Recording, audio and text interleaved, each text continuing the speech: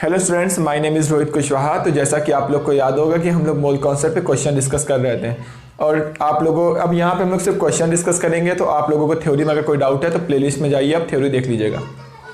तो चलो हम लोग क्वेश्चन सॉल्व करते हैं। एक अच्छा सा क्वेश्चन है, पी एंड क्यू दो एलिमेंट्स हैं, वो कंबाइंड करके P2 Q3 और PQ2 बना रहा है। क्लियर है? If 0.5 mole P2 Q3 and PQ2 दोनों के 0.5 मोल लिए गए और बोल रहा है इसके 0.5 मोल का मास कितना है, 15.9 ग्राम है, और इसके 0.5 मोल का मास कितना है, 9.3 ग्राम है। तो बोल रहा है P और Q का एटॉमिक मास क्या होगा। ठीक है, चलो हम लोग कैलकुलेट करते हैं। तो देखो यहाँ पे गिवन है P2 Q3 गिवन है। क्लियर है? अगर मैं बात करूं, मैं इसका मोलर मास की बात करूं, तो मैंने सपोज कर लिया कि मैंने यहां पे मान लिया कि molar mass of P equal to कितना है, P ग्राम है। क्लियर है? And molar mass of Q equal to Q gram है। आधी बात समझ में? तो मैंने मान लिया कि P का मोलर मास P ग्राम है और Q का मोलर मास Q ग्राम है। तो मैं अगर पूछूं इसके 1 मोल का मास कितना होगा, तो इसके 1 मोल का मास कितना होगा, इसके 1 मोल का मास होगा 2P प्लस, क्योंकि यहां पे 2P और 3Q है, 2P प्लस 3Q ग्राम। आधी बात समझ में आपको? तो इसके अगर P का मोलर मास P ग्राम है, Q के मोलर मास Q ग्राम है, तो इसका मोलर मास यानी 1 मोल का मास होगा 2P प्लस 3Q ग्राम। ठीक है? तो अगर इसके 1 मोल का मास कितना होगा, तो अगर मैं पूछूं इसके 0.5 मोल का मास कितना होगा, अगर 1 मोल का मास इतना है तो 0.5 मोल का मास कितना होगा, 0.5 से आप यहाँ मल्टीप्लाई कर दो, कितना आएगा 2P प्लस 3Q ग्राम, इतने ग्राम होगा। क्लियर है? ठीक इसी प्रकार से आप देखो PQ2 लिखा हुआ है, मैंने पूछा PQ2 के 1 मोल का मास कितना होगा, चलो वो भी देखते हैं। इसके 1 मोल का मास, अब PQ2 लिखा हुआ है, ठीक है, PQ2 चलो मैंने पहले लिख दिया।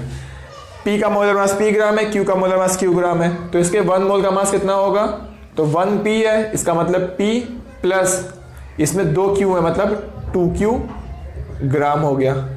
आई बात समझ में? इसके 1 मोल का मास इतना है, उसने क्या बोला है कि आपको 0.5 मोल लेने हैं, तो 1 मोल का मास इतना है, तो इसके 0.5 मोल का मास कितना होगा, चलो वो भी कैलकुलेट करते हैं। 0.5 मोल का मास होगा, 1 मोल का मास इतना है, तो 0.5 मोल का मास होगा, 0.5 से मल्टीप्लाई कर दो आप। क्लियर है? तो इतने ग्राम आ गया। ठीक है? तो उसने 0.5 मोल लेने के लिए कहा था, मैंने दोनों ही जगह 0.5 मोल ले लिया। क्लियर है?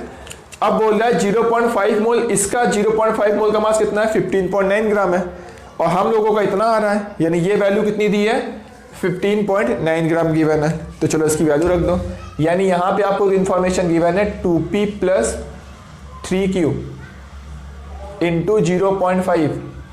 क्लियर है?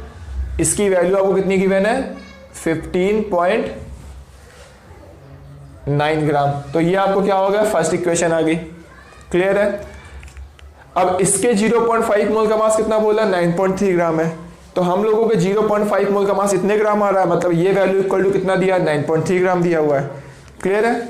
तो इसके 0.5 मोल का ग्राम जो दिया हुआ है P प्लस 2Q, ये वैल्यू दी हुई है 9.3 ग्राम।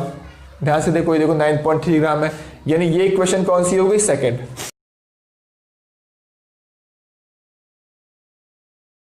देखो आपको दो इक्वेशन बन गई है, एक इक्वेशन ये बन गई है, एक इक्वेशन ये बन गई है। जितनी भी इंफॉर्मेशन दी है उसी से मैंने दोनों इक्वेशन बनाई है। अब ये दो इक्वेशन को आप सॉल्व कर लेना।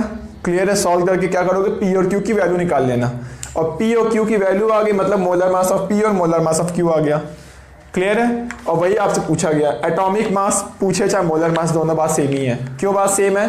क्योंकि एटॉमिक मास, अगर कार्बन का एटॉमिक मास की बात करो तो 12 ग्राम होगा, 12 AMU होगा, और मोलर मास 12 ग्राम होगा, तो 12 नंबर तो सेम है ना। क्लियर है? तो एटॉमिक मास AMU में होता है और मोलर मास किस में होता है, ग्राम में होता है, तो 12 नंबर स्टार्टिंग वाला सेम आएगा।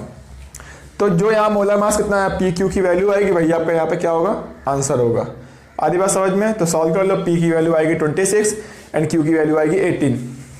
अगर अभी भी आपको कोई डाउट है तो आप कमेंट करके पूछ सकते हैं। नोट कर लीजिए आप।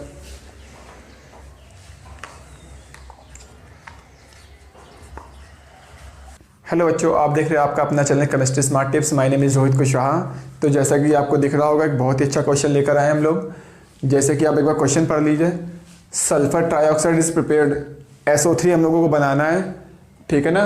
ये 2 स्टेप की रिएक्शन है। पहले स्टेप में क्या हो रहा है, आपको एसिड क्या कर रहा है, A22 से रिएक्शन कर रहा है, SO2 बना रहा है। देखो रिएक्शन बैलेंस है, रिएक्शन लिखी हुई भी होनी चाहिए, बैलेंस होनी चाहिए, ठीक है। 2 कंडीशन दोनों फुलफिल है।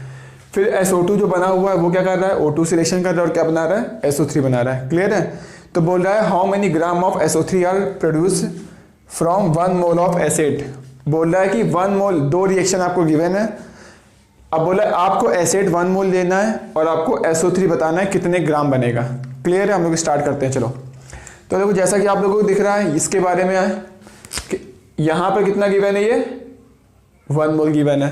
तो जब 1 मोल आप एसिड लोगे तो आपको देखो रिएक्शन बैलेंस है, तो रिएक्शन से देखने में क्या समझ में आ रहा है कि इसके 1 मोल से कितने मोल बनेंगे, 8 मोल बनेंगे। यानी मैंने 1 मोल लिया तो इसके कितने मोल्स बन जाएंगे, 8 मोल्स बन जाएंगे। क्लियर है।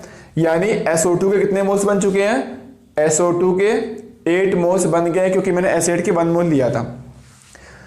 अब देखो यहां से आपको क्या दिख रहा है कि इसके 2 मोल से कितना मोल बनेगा, 2 मोल्स बनेगा। तो अगर आप यहां पर 8 मोल्स गिवन है तो यहां पर इसके कितने मोल्स बनने वाले हैं, इसके भी 8 मोल्स बनेंगे। जितने मोल्स SO2 के होंगे उतने मोल्स किसके बनेंगे, SO3 के बनेंगे। क्लियर है। अब SO3 के मोल्स आ गए, यानी 1 मोल अगर हम एसिड लेंगे तो SO3 के मोल्स कितने बनेंगे, 8 मोल्स बनेंगे। अब उसने यहाँ पे मोल्स नहीं पूछा गया, क्या पूछा गया है, how many gram of SO3, यानी SO3 का मास पूछा गया है। अब मुझे यहाँ मोल्स पता है, मोल्स से पता है तो मास कैसे निकालेंगे, मोल्स इनटू मोलर मास। और इसका मोलर मास कितना होगा, 48 प्लस 32, 48 प्लस 32 कितना होगा, 80, ठीक है। यानी कितना आएगा, 640 ग्राम।